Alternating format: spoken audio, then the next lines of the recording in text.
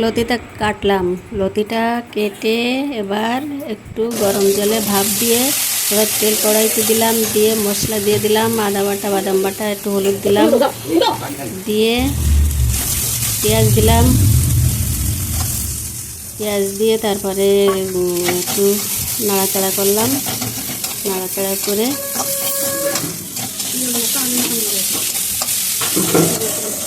এবার চিংড়ি মাছ দিয়ে দিলাম,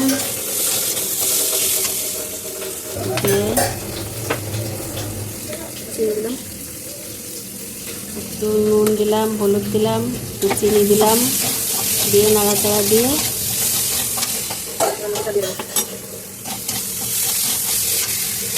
লতিটা দিয়ে দিলাম, লতিটা দিয়ে ভালো করে কষিয়ে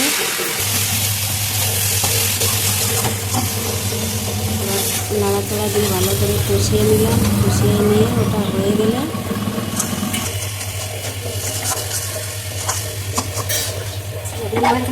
এবার নামিয়ে দিচ্ছি।